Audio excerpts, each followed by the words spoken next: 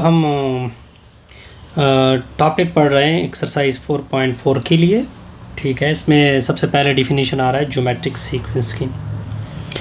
देखिए, जो geometric sequence होता है या जो ज्योमेट्रिक प्रोग्रेशन होता है वो असल में क्या होता है, फॉर विच एवरी टर्म, देखिए फर्स्ट टर्म के बाद जितने भी नेक्स्ट टर्म आएंगे, ठीक है, उसके साथ प्रोडक्ट में आएगा एक फिक्स नंबर।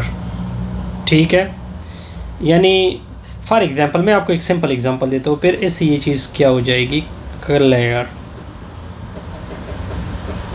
देखिए इस एग्जांपल को ले ले, 3, 6, ठीक है, 12, 24 टू सो ऑन। हमने क्या कहा, पहले नंबर के अलावा इसको छोड़ दे, यानी ये इस तरह ही आएगा। सेकंड नंबर किस तरह आ चुका है कि ये जो फर्स्ट के साथ एक कॉमन नंबर मल्टीप्लाइड हो चुका है 2, फिर 12 किस तरह आ चुका है 6 और कॉमन नंबर क्या है 2, 24 किस तरह आ चुका है 24 किस तरह 12 मल्टीप्लाइड बाई 2। ठीक है, अब देखिए, आप डिफिनेशन को देखें कि फर्स्ट टर्म के अलावा नेक्स्ट जितने भी टर्म आएंगे उसमें, जैसे कि 2 सेकंड टर्म किस तरह आएगा कि फर्स्ट टर्म उसके साथ एक फिक्स नंबर, फिर ये टर्म, फिर उसके साथ ये फिक्स नंबर, फिर ये टर्म उसके साथ फिक्स।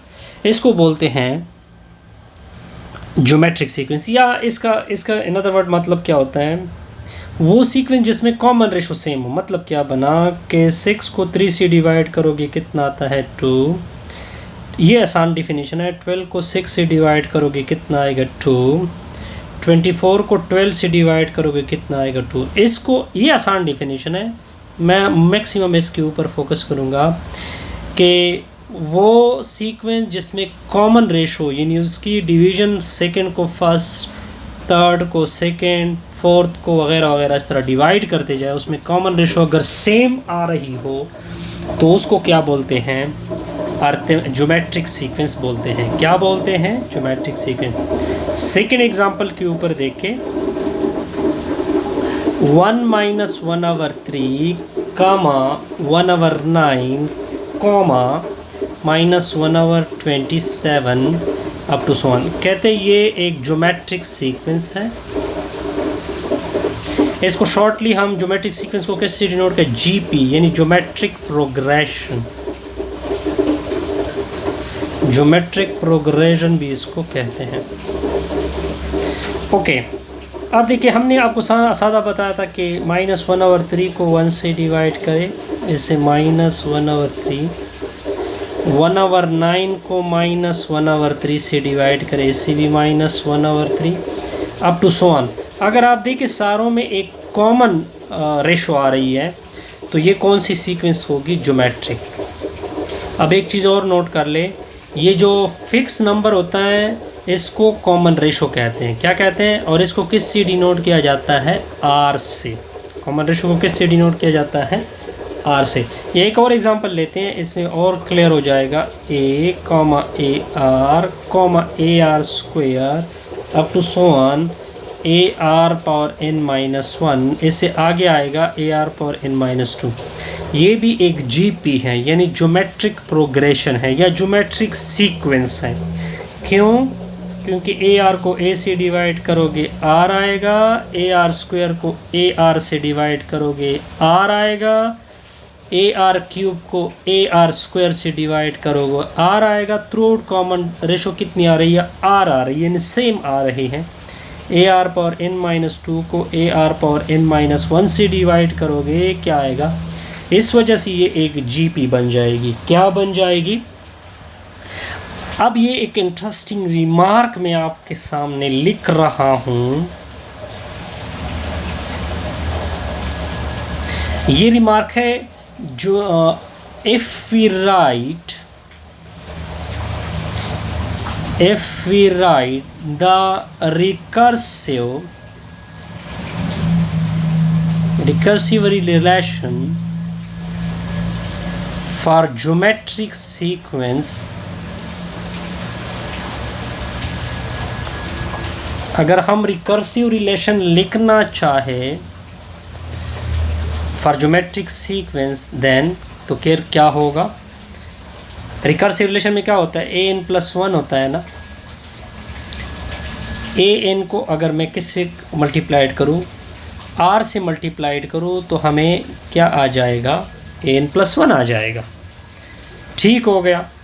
आर ज़ीरो के कभी इक्वल नहीं हो सकता क्योंकि कॉमन रेशो कभी ज़ीरो की इक्वल नहीं होगी इसके लिए। इसके अलावा ए वन को ज़ीरो नहीं होना चाहिए क्योंकि फिर इनफाइनाइट की तरफ जाओगे फिर आप। ठीक है, ये सब लिमिटेशन थी। और एन को कहाँ से होना चाहिए, नेचुरल से। वो तो आपको पता है कि सीक्वेंस के लिए नेचुरल एन कहाँ से होगा, नेचुरल नंबर से। अब nth टर्म के ऊपर आते हैं। द nth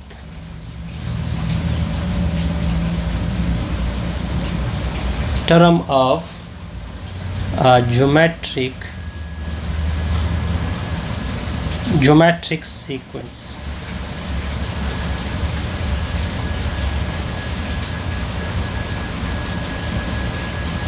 आसान सा रिजल्ट है। तो सबसे पहले नोट कर ले, the nth term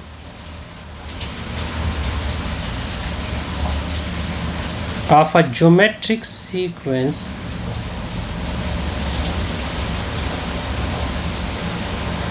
is an is equal to a1 r power n minus 1। ये किस तरह आया है, अब मैं आपको ये समझाने की कोशिश कर रहा हूँ।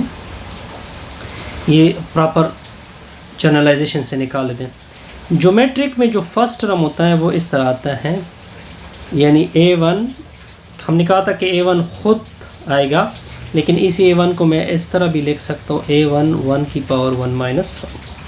a2 किस तरह आएगा, आप कहोगे कि सर a1 r की पावर यानी r1।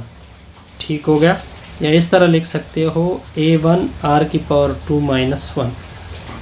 a3 किस तरह आएगा, तो आप कहोगे कि सर a2 r आ जाएगा, लेकिन a2 ख़ुद किसकी इक्वल है, a1 r के।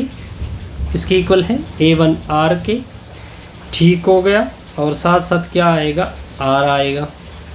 तो a3 का रिज़ल्ट आ जाएगा a2 r, या इसको a1 r का स्क्वायर बोलते हैं। a1 r स्क्वायर को मैं इस तरह लिख सकता हूँ, a1 r की पावर 3 में से 1।